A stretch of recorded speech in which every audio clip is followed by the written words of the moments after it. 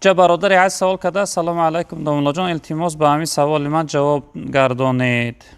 خب 3 سال می شود عائله دار شدم، خانه عروس رفتم، ملا آوردن برای نکاح. ملا مسافد 77-80 ساله.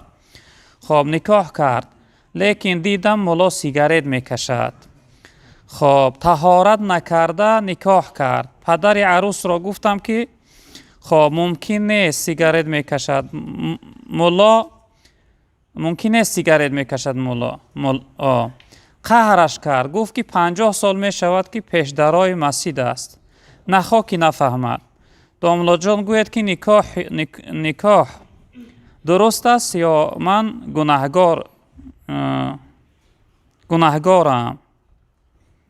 خب یک دخترچه دارم الحمدلله، 1 ساله دارم، چی می شود عاقبت؟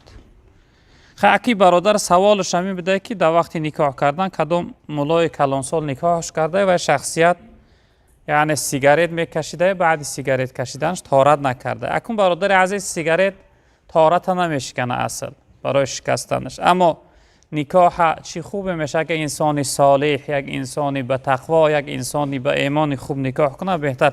اصل انسانی که سیگارت میکشه و ملا نیست. شخصیت اگر ملا باشه میدونه که یعنی استفاده بردن دودها در شریعت حکمش مکروه تحریمی است، یعنی حرام و معنی است. در شریعت این نادرست است، ولی برای نکاح شما ضرر نداره برادر عزیز. شرط های نکاح همین هستند. روزهای گذشته ما گفته بودیم که 2 شاهد حاضر باشه، 2 شاهدی به بلاغت رسیدگی به عقل کامل حاضر باشه، دختر تن و نفس خود را بخشه و بچه قبول کنه، نکاح اینها درست میشه. خطبه خواندنش سنت است. یعنی که نکاح شما انشاءالله درست شده است. این یعنی نکاح شما گون ضرری ندارد برادر عزیز.